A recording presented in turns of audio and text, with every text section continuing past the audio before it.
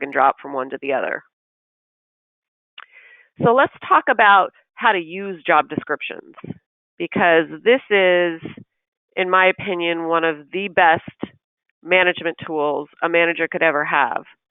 So I'm going to talk about how to use the job descriptions as a management tool, and then I'm going to highlight 5 processes from our process library that I feel like are the 5 must-have processes for a manager. So managerial work that every manager needs to have, and all 5 of those processes you can download from our libraries today and edit them if you want to, and then implement them and have your managers start to use them. Managers fail because they don't have structure. They don't have training. They don't know how to be a manager. They've never been trained in how to be a manager. So either they've learned it from someone they've watched, or they've just made it up as they went along. So some people naturally are really good managers, and other people aren't. And the difference is, some people have special skills around that, and they're just meant to kind of do that work, and that's pretty rare. But the difference between a bad and a good manager is solely their training and their tools that they're using to be an effective manager. So how the job description is a management tool is twofold. One, it's used for training. So I, as a manager, will use this job description to train my employees. So in its simplest form, it's a checklist of what their accountabilities are, which is great for me to know as a manager. But it's also what they need to learn to be successful in their position.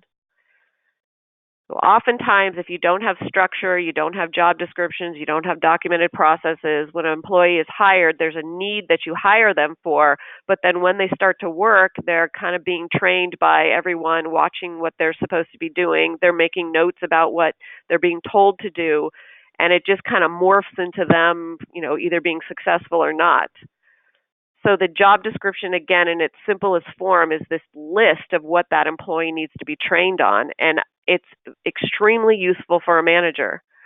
So if we go here to an example on the dashboard of this, I'm going to look at this position, bookkeeper, here through management review. I'm seeing all of Mary's processes that are from her job description. So this is the job description. On the dashboard here, I made training weeks, and some of you have seen this example before.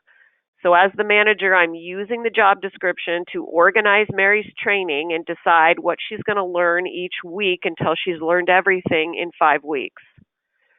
It becomes a checklist for what she needs to be trained on, and shows the progression of her training. So once she's learned accounts payable, I put these little green check marks here, and then that tells me she's done with this. Now she's got to learn accounts receivable. That's next. When she's done with this process, I hit the trained button, and now she's got a green check mark next to this process. And then we go to week 2 in this process she needs to learn. So you can see, even if all the documentation isn't done for every one of these processes, it's still useful as a manager to be able to check off that I've discussed this with her and that she's learned it. Now, it also brings on a whole other dynamic where if the processes aren't documented, then maybe Mary helps document them while she's learning it. If they are documented, it's even better, because I can sit her in front of her dashboard as her manager and say, we're going to learn this week. We're going to learn the financial statement preparation. Let's go through the steps. Let me show you. Watch this video. Look at the work plan. So for new employee training, job descriptions are fantastic, and I hope you can see why. If you think about not having something like this, you can see the pitfalls of new employee training. So this is one of the reasons why job descriptions for training are fantastic management tools. Another way to use job descriptions as a manager is for ongoing training. So once Mary is fully trained in how to be the bookkeeper, let's say that she's having an issue with the budget. So she didn't do it on time. It wasn't done correctly. I, as the manager, can say, hey, Mary, great job on the budget, but it's missing some things. Could you go back and review the process and then make changes to it based on what the process is saying? Or if she's done a great job at on the budget, I can say, gee, Mary, the budget's amazing this year. You've added these extra things to it, which I think are great. Let's go take those ideas that you had and put them into the process so that next year when we do the budget, all those new things are included. So there's a training and correction side of this, but there's also an innovation side of this. So because we have this job description, because there's the documentation, I'm able to point Mary to things she needs to do better, and I'm also able to innovate this process and make the process better. And that is a manager's primary accountability, getting results through other people, making the processes better, and allowing the company to flourish and grow because we're focused on innovation. We're focused on getting things done correctly, but we're also focused on innovation. If this innovation isn't captured, like in this example with budget creation, what happens is your employees are learning with sweat equity, or your time is another way to say it. So Mary may be fantastic, the bookkeeper, and it's taken her an entire year to learn all these things and all the pitfalls, and you've spent a lot of money on her learn by mistakes, and then when she leaves, all that leaves. So you're not capturing your own intellectual property. Your employees are gaining knowledge and experience. You're paying them to do that, and if you don't capture that into a process, when they leave, it all leaves with them. So ongoing training, another great use for a job description. So let's talk about these top 5 key managerial processes. And then I'm going to weave in how the job description is so essential to the using of these key managerial processes. So these are the 5. There's probably others. I'm sure somebody could point out that one's better than another, but I think these 5 are pretty darn good. And if you're starting with nothing, then I would definitely say start with these 5. So there's one-on-one meetings. I'm going to put this one to the top. One-on-one meetings, that's about communication. So managers need to communicate with their employees about things they're doing well, things they're not doing well, how to be better, not just get more work done, but how they develop as a person. This is where the manager sits down and says, I care about you. So one-on-one meetings. Performance review. This is really important to give people an annual performance review. You can even do 6-month reviews. You can do 3-month reviews. This can be broken down into key performance review, not necessarily only annually, but multiple times throughout the year. Performance review doesn't have to be tied to compensation increases. It can be, but it doesn't have to be. Key performance indicators. So this is a process that lets me know as a manager what the results are for each employee and for each department. If you can't see the results in numbers, even subjective things can be evaluated. If you can't see those numbers, then it's hard as a manager to know if things are working correctly.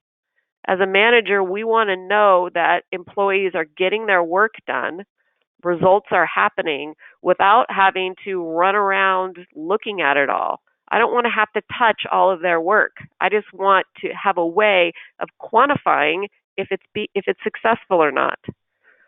If you're a micromanager, you know exactly what I'm talking about, and it comes from an honest place. Managers go and they really want to figure out, is it being done? Is it being done?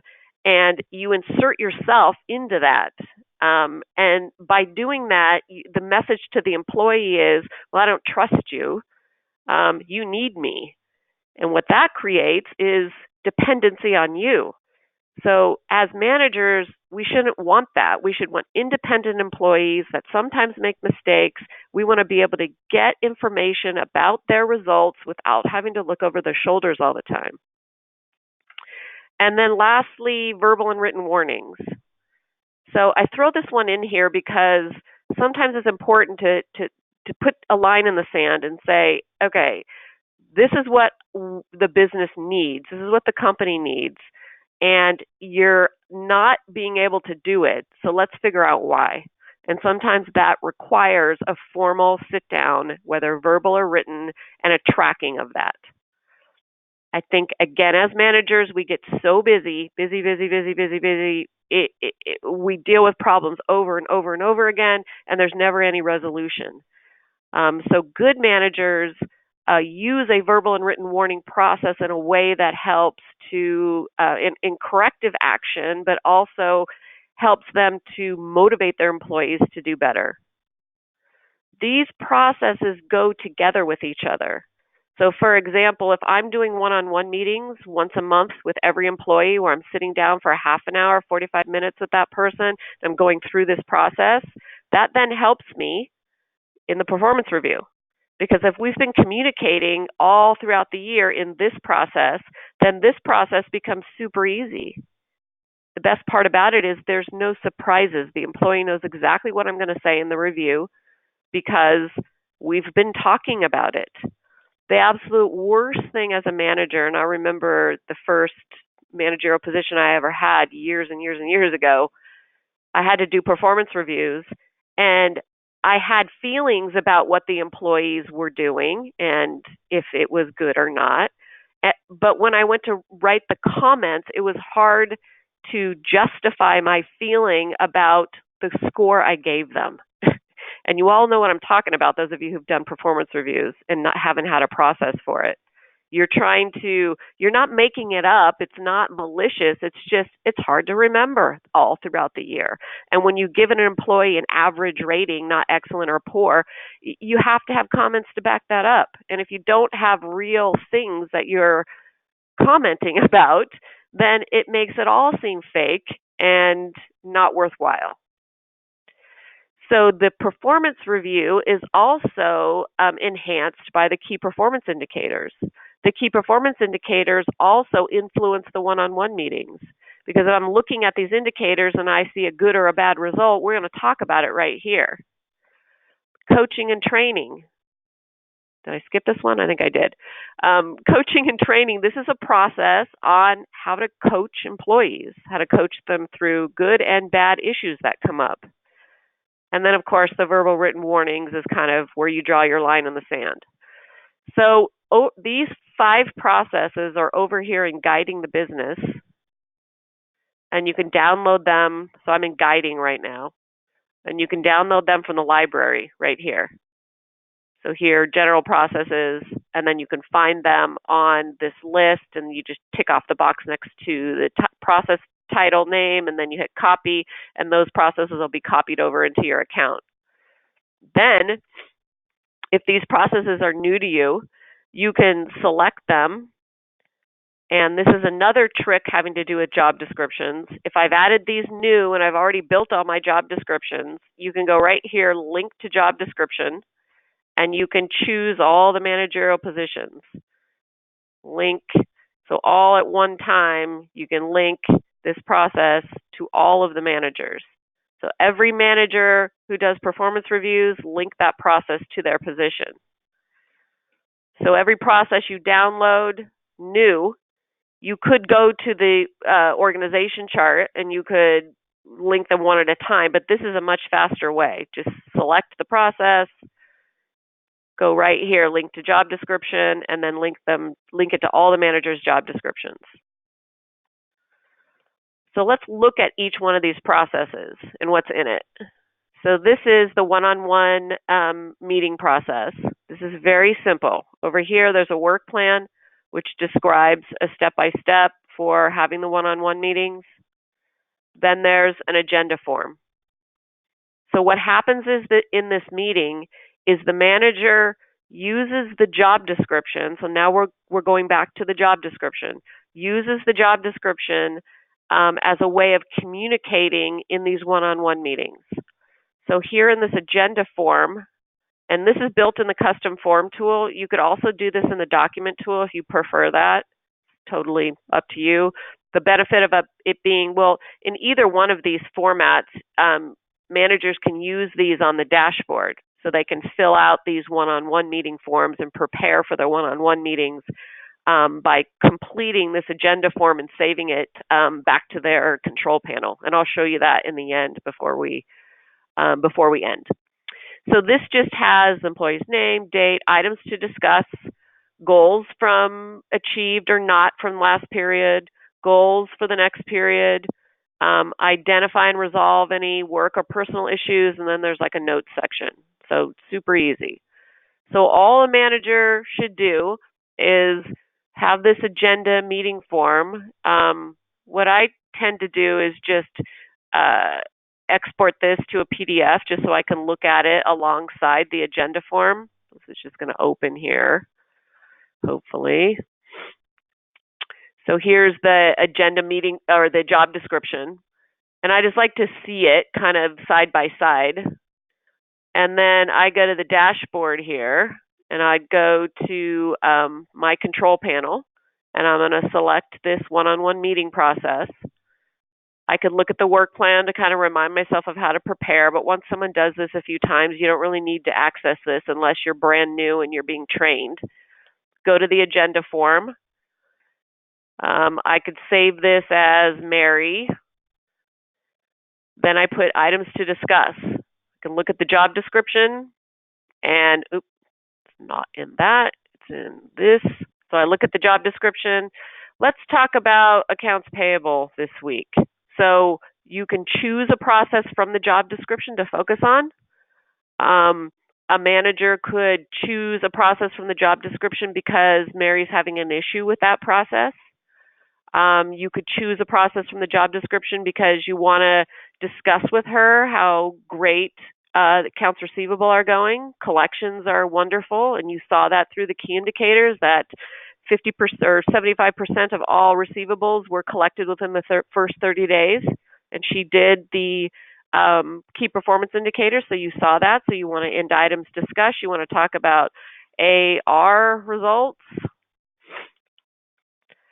So this isn't a huge amount of time. The manager uses the job description as a way of deciding what to talk about. I think it's a great idea for there to be a process of the month. So you can do it by position or you can do it by department. And the manager could look at the job the job description and say, we're going to focus on cash flow planning. That's going to be the process of the month. Or department and company innovation is going to be the process of the month. So in your items to discuss, put in the process of the month. And when you meet with Mary that month, you say to her, we're going to focus on department and company innovation. I want everyone to just read through that process and make notes about things they think that could be better about it, improvements we could make to it, how they're using it. And then in the next meeting, you discuss it. And sometimes it's just, wow, this process is great. Other times there's feedback that's given and the manager can go and innovate or make changes to this process. If you do that once a month for 12 months, you're likely to have gone through all the processes on the job description in a year. And that's ideal. I had someone send a message to the help desk the other day, and they were asking opinions on how processes should be innovated. And one of the ideas they had was every January to have everyone sit down and review their processes. Well, that's not a good idea. You don't want to wait until 1 month of the year to innovate all the processes, because what's happening is some of those processes are failing and not being updated and not being used in an entire year in the worst case scenario until that following year when you go to innovate everything. So do it along the way. If there's an issue that you can see, then fix it right away. Another great idea to provide focus is to do a process of the month. Another thing that can happen in this one-on-one meeting is when the results aren't what they should be, The manager can use the job description and use this one-on-one meeting as a way to communicate about it with the employee. So if I've noticed that when Mary did the budget that there were a lot of issues with it, I asked her to fix those issues, and then she never did. And so the issues still exist. I sit down with her in the one-on-one meeting and I say, Mary, let's talk about the budget. What's happening? You know, we discussed 2 weeks ago that you were going to add this and this to it. What's going on? Are you okay? Do you understand exactly what I meant? Let's look at the process together. Let's discuss it. Let's see what's wrong with the process. So what I'm saying is, what's wrong with the process? The results aren't there. Let's talk about what's going on. I'm not saying, Mary, I've told you 50,000 times, you don't listen, you're not accountable, you're being insubordinate, you just don't care. I'm not blaming her. I'm not saying she's terrible. I'm saying what's wrong with the process. And it's a whole different management style to do things this way. If you start to do things this way, things will change overnight. Your employees will start to hear you more. Your employees will respect you more. Your employees will understand that the processes are important. They're important to you. They're important to the company. Therefore, they are important to that employee. Everything will change. The number one reason that people leave their position, they quit, is because of bad management. And there's statistics about this all over the internet. Bad management. Some of us are horrible managers. And there are some people who are just that way and never should be managers. Just like there are some people who should never be parents. But most of the time, people can take parenting classes. They can get better. They can go to counseling. Managers are the same. They can be taught management skills. And the job description is one of the key fundamentals of good management. It's the backbone of all of it. So through this lens, you can then start to train your managers, or you as a manager could start to see things in a different way. Your job as the manager is to get results through other people. And the only way to do that clearly and effectively and consciously is to have documented training and processes. So look at the job description when you're doing the one-on-one meetings, and then fill these forms out and just save it. Once you save it back to TouchStone, you can hit this little print button, and you could print it, the agenda, so you can bring it to the meeting with you. You can handwrite notes on it if you want, and then put them back into TouchStone. If you want to use it directly on the dashboard, you can. Just call up the agenda. Oftentimes, I'll have the agenda I've created for that particular meeting. I'll print it and just bring it to the meeting with me. And then I have TouchStone open, and as I'm preparing for the next meeting, I'll create a new agenda form. And this will be, Mary's next one-on-one meeting. And then I'm adding things to this as we're talking and going through it. Or you can handwrite all of that and then put it back into TouchStone. So you're moving from one agenda form to the next, and over the year, you're collecting these agenda forms, and they're all saved here for you. Throughout time, these agenda forms are all here. How this is useful is this one feeds into this one, obviously. But at the end of the year, when I'm doing performance review, I can look back on all these agenda forms. And I can remind myself of the talks that we've had, the things that we've discussed. And that helps when you're coming up with that employee's overall results at the end of the year. It also helps for managers who manage managers. So this person who manages all of these people, or this person who manages these two people. So good management comes from the top down. If the president is committed to this type of management style, using processes, communicating through job descriptions, they're going to want their key managers to be doing the same thing. So I, as the president, could go run a report over here to see these three people's one-on-one meeting agenda forms First of all, I can verify that they're doing their meetings, and then I can see what they've talked about. So a manager who manages managers needs to make sure the results are happening as well. And by doing things on the dashboard, you make it really easy for your manager to go in and run a report and see that those things are being done. So that's another one of the reasons to do things on the dashboard and then have your manager be able to run reports. So let's go to the next process. I'm going to do it from this view now. So we talked about one-on-one meetings. Let's talk about performance review next. So this is the performance review process, and you can download that from the library just like the other ones. You have 2 work plans here which kind of describe how to set up the performance review, the template itself. So this has a setup and procedure. What this is explaining is that you can export the job description to Word, like I did right here. Drag this back over so you can see it. So export it to Word, copy all of this, right-click, copy. I'm not going to do it because it'll take too much time, but right-click, copy, and then you paste it into the template, and then that template can be used right inside the dashboard. So that's one way of doing it, and this work plan goes through and describes how to do that. You only have to create the performance review template once. So if I have a salesperson, I can cut and paste it into the form, and then once I save it back to TouchStone, well then it's there for all time unless the work on the job description changes. So what's happening is the job description itself is becoming, the work on it is becoming the performance review. So this is yet again another reason why these job descriptions are so useful as management tools. The performance review template is these processes on a scale of 1 to 5, and I'm reviewing Mary. I'm giving her a 1, a 5, a 0, whatever ratings I'm giving her for each of these processes, and then I'm writing in comments. So I'll show you an example of one. This one's done in the document tool. So this is the performance review.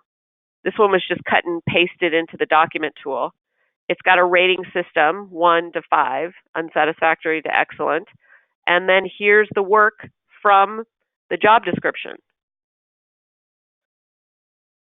It's listed here in the work listing. I give the grade. This is all live now. So this is 3. I give her a 3. And then I put in my comments right here. So the processes from the job description: budget for materials weekly, produce weekly management reports, manage the installers, answer the phone, close and open the office. All the work from the job description is here on the performance review, and I'm giving a grade and I'm giving it a rating. Now you can have other areas on or other factors in the performance review, like goals for next year and things like that. And you'll see in our template, there's a couple example templates right here. You'll see some fields for that. You can also do the performance reviews right here with the custom form tool, and you'll find these templates when you download the library process. So this just has work from the job description. So I put in budgeting right here, and then I give her a grade, and then I put in comments. And then I do the second work listing. The next thing I'm going to rate that person on: sales follow-up. And you take it directly from the job description, give a rating, and then write comments. So this is another way to do it. Once this is saved right like this, then you can print it right here, and it creates a PDF. So when you see 2 examples of things in the library processes, one in the custom form and then one in the document tool, it's just giving you options. So you either use it here as a document or use it here. In fact, you can even use it as an uploaded file. So I'll show you that example. So I click the form here, I hit View File. Now this performance review form is opening down here in Word. So here's the performance review form. I could cut and paste I didn't copy it, but you can cut and paste the work listing from the job description right here. So from job description. Again, you only have to do this once for each position, because if I do this for the bookkeeper, then next year I just access this same master document and then I fill it out for the following year. So this whole cutting and pasting of the work listing only needs to happen once. So I give a grade and comments, and then here's some of those other factors. So this is like education and training, the current position, has taken during the review period, things for next year. You can do general factors like this, attitude, dependability, all of that. And then accomplishments, most successful job accomplishments since last performance period. So a few extra fields like this can be used as well.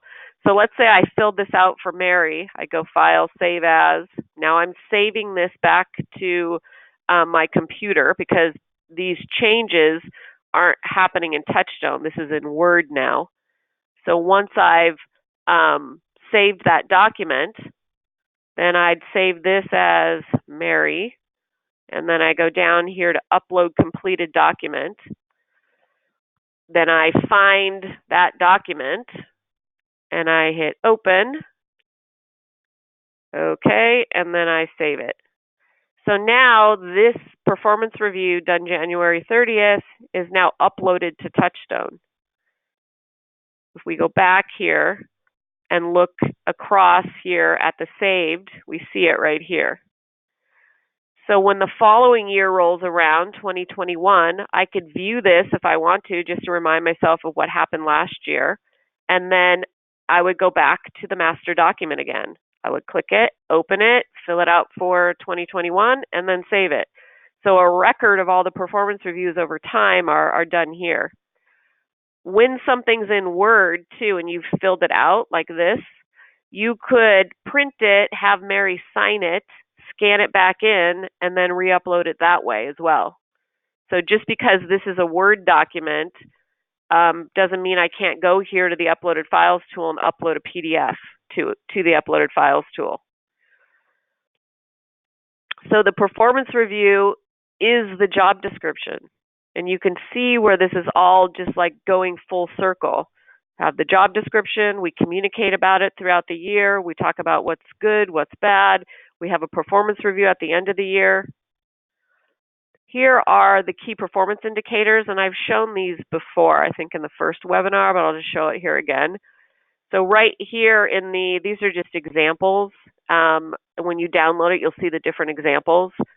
These are HR indicators. So I can go as the manager of admin finance to the HR indicators. I can put in comments right here. So I'm filling this out for my manager, and I can call this probably a quarter of a year is the way to do it. So Q2 2020. I can put in notes here. So this quarter it's good, and then I can put in comments. You can do employee turnover. You can put in notes here. This quarter, it's 0 to 5%, hopefully. Put in comments, employee training. So you build these key indicator forms on the process tools page, and then people go to use them. So I save this back to TouchStone. So if I'm the manager of admin and finance, and my manager, this person here, is preparing for my one-on-one meeting, they could go and run a report of the Q2 key indicators or Q1 indicators and bring that to the meeting so we can discuss it together. Or in the meeting itself, the president, through the dashboard, can go into management review, call up those indicators, and then that's another thing we talk about. So let's go back here again. So that's the key indicators and how it works with these other two processes. This employee coaching and training process, you're going to get our version of this, which comes when you download the library processes. This has work plans in it on training employees with the control panel and management review, which is basically training with the job description. So this is just a how-to in being a manager. How it gives more details on how to train using the tools in TouchStone, using the job description. Then we've got managing and coaching employees through management review. Here's a work plan on giving feedback. So this is just like a step-by-step on some techniques in giving good feedback. So know why the business requires a change in behavior. These are things for a manager to be thinking about, and it gives them a way to communicate it in not a blaming, negative way. Be explicit, clear expectations of what should occur. This is only accomplished if there's a documented process. I can't be explicit and give clear expectations of what should occur if there's no documented or clear way of what should occur. I can't just say to people, you need to do a better job of managing the sales department. You need to be a better leader.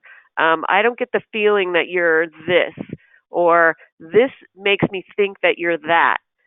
All of that stuff is it's fodder for argument and disagreement and agony sometimes. So if I have a clear expectation, explicit, of what should occur, I can not say all of that blaming and my feeling. I have a feeling about this. I can't stand it when people say that. A feeling is good, but when you're giving direct feedback, you can't say, well, I just feel that way, and you always do this, and you never do that. If there's a process, I can say, this is the expectation. This is what it is, the step-by-step. Let's talk about that. And it becomes very explicit and clear. So this is, again, it's just a work plan on how to give feedback. I don't feel like managers need big, expensive management training programs. They don't. It's very clear when you condense it down to the reality, which is if I don't have a documented process to show you what to do, then I have no right to demand that you do it. I don't have a right to do that because I'm not making it clear what you're supposed to do. And managers need to see that. There's coaching documentation forms. Again, there's 2 versions here. So this helps a manager just prepare for having these conversations. So thinking about the way they're going to communicate it and what they're going to talk about. They can always do that in the one-on-one meeting form, but this makes it just a little bit more formal. So that's the employee coaching and training. If you have other things that you really value for coaching and training, or ways that you want to do that in your business that's important to you, you can build it into this process. So add more to this and then use this to train your managers. So for all of you out there who haven't downloaded these library processes and started to use them with your managers, or for yourself if you're a manager on the line, then do that. Start to use them. If you're feeling overwhelmed by all of this, the best way to combat overwhelm is to take action. That's really the only way. Take action. So maybe just decide you're going to just do this process. Just let go of these for now. Just do this one. Decide how often you want to have one-on-one meetings. Is it once a month? Is it once a week? Is it twice a month? And then implement this process. Just try it out. Just use it. When performance reviews roll around, think about maybe doing it this way, a new way, using this performance review process. Imagine changing the way that you do it and implementing something new. These pictures are from Simon Sinek, and I'll leave you with this because I love this so much. Managers look over our numbers and our results. Leaders look at us. So we're talking about reviewing results and reviewing numbers, but we're talking about doing it in a different way, doing it in a way that's more concrete and explicit, clear and caring.